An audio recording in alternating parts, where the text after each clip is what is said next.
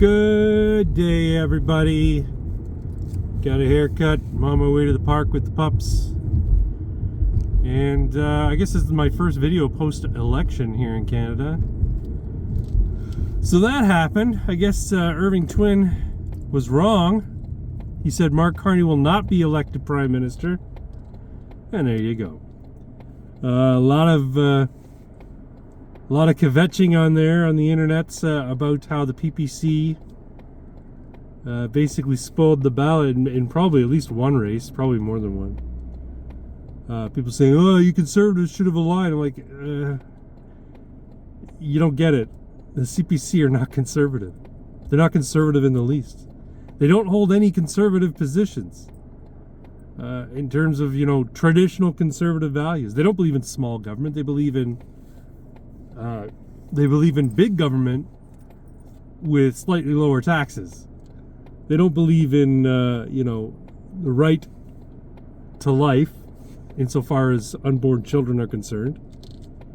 Poilievre came out and decided that he was going to speak specifically on that issue because the Liberals always raise it as a boogeyman. How, if Pierre Poilievre gets elected, then abortion rights in this country will be removed. Women won't be able to get abortions if they don't want. No, apparently he's got no problem with the current abortion laws. Up to sorry, pups, up to the date of birth is legal here in Canada. A woman can decide to terminate her pregnancy at any point during that pregnancy. No restrictions whatsoever, even though most countries that allow abortion around the world have some reasonable restrictions in terms of, gestation, how long the fetus is gestated. Not in Canada. Nope. Right to abort anytime, all the time. Conservatives have no issue with that. The Conservative Party of Canada. I shouldn't say Conservatives. Conservative Party of Canada, because actual conservatives do have a problem with that. They have no problem with vaccine mandates. They have no problem with transgender policy that's currently in place, where you can mutilate your child, but if you try to talk your kid out of getting themselves mutilated or going on puberty blockers or taking cross-sex hormones, well, you can be put in jail. Conservatives have no problem with that. Tell me exactly how the CPC are considered conservative in any sense. They're conservative in name only. The party itself is not conservative at all. They're liberal light. They're slightly less liberal than the Liberal Party. So, yeah, this notion that the PPC split the conservative vote. No, they didn't. Because the fact of the matter is that anybody voting for the PPC couldn't stomach voting for the CPC.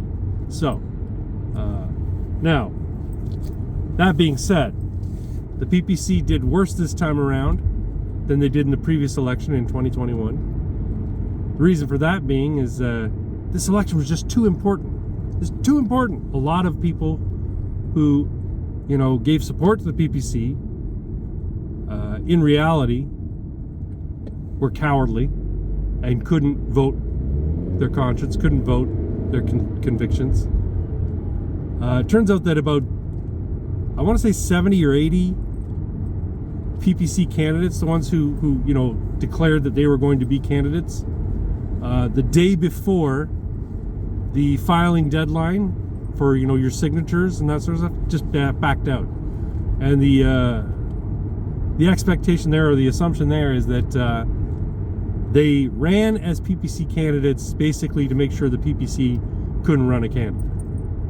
They said, "Oh yeah, we're fully. I'm a PPC guy. Yeah, support me. I'm a PPC guy." But then the day before the cutoff, the deadline for filing your signatures and filing all your paperwork to be an official candidate on the ballot, they just up and disappeared. They vanished like the wind. So that's a bit of sabotage there.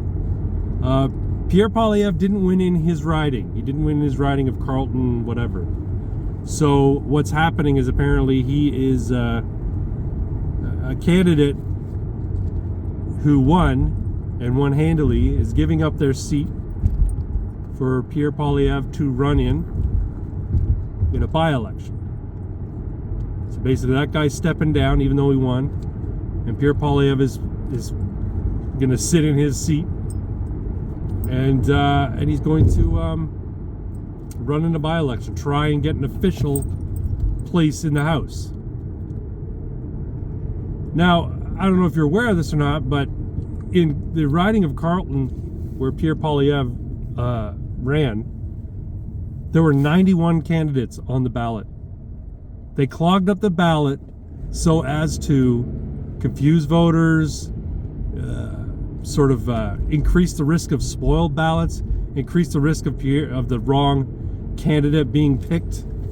I wouldn't be surprised if there was another Pierre or a couple of other candidates with names that sounded similar to Pierre Poilievre, like Pierre Poilievre or Pierre Pellion or something like that. Pierre Pallam, whatever. Wouldn't be surprised if that was the case. They did that to Maxime Bernier in 2021 in Beauce. There was another Maxime Bernier running in Beauce. So yeah, these shenanigans that they play at, basically taking advantage of the stupidity of our system, can have real effect on the outcome of elections. Anyway, it's all a big bunch of nonsense. It's further proof that when people say Canada's not a serious country or Canada's not a real country, it's another arrow in that quiver of a tax level to Canada. Now, what does this mean for annexation? What does it mean for Canada becoming the 51st state? Well, Carney's meeting with Trump in the next coming days. Trump has spoken glowingly about Mark Carney, basically deflating the argument from the Liberal Party supporters who said, oh, we need to elect Carney because he's the only one who could deal with Trump. Well, Trump thinks he's great. So what does that tell you? Is Mark Carney all of a sudden great now? Oh, I guess Trump's not that bad. He obviously likes our guy, right? Anyway, I don't know what's going to happen. Apparently there's going to be a throne speech in June, I want to say, where the actual King of England, King of the Nonces, as I like to call him because he's a pedophile, is going to be delivering the throne speech. It's only ever happened before in 1977, I want to say, 73, something like that, where Queen Elizabeth spoke, gave the throne speech to open Parliament here in Canada. So yeah, that'll be interesting. Now, there's a lot of conspiracy theories going on there where basically the King's going to say, yeah, so my purpose here is to facilitate the annexation of Canada into the United States because basically Canada is insolvent. It's in receivership. This was going on before the election was, or right around the time the election was called, or right before the election was called. The Canada is insolvent. Canada is in receivership, and they owe more money to the United States. That basically the United States is calling in the debt, saying pay us back, and because of that, the United States is saying no, fuck you, you're ours now.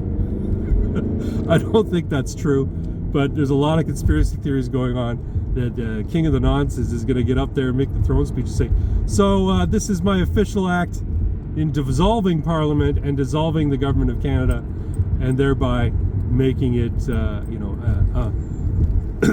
an extension of the United States of America, because you guys can't handle your own shit.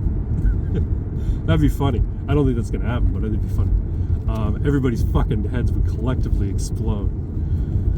But anyway, yeah, so we'll see what happens when the King of the Nonsense gives his speech. I hope a fly lands on him. If you're aware of the meme, there have been a number of photo situations in the last, decade or so of seemingly evil people giving speeches in public and flies landing on their face. Whether or not this is an indication that they're full of shit, or they are shit, or they're amphibians or frogs or what have you. God, it's getting warm in here. You dogs are breathing too hard. I don't know. But anyway, let's see what happens there. Long story short, Canada's in crisis, folks. We're not a serious country. I don't know what's going to happen in the next few weeks, next few years, but it's not going to be pretty. And We may be going to hell in a basket, baby, but at least I'm enjoying the ride. That's a lyric from a song. Comment down below if you know what song it is. Anyway, folks, that's it. We're at the park. Trinity's going to start barking her head off, so I'm just going to end it here. Take care. Oh, one more thing. Ammunition tonight. I think it's number 72. Yeah, Ammunition live stream tonight at 10 p.m. with Irving Twin. Hope you can make it. Take care. Bye-bye.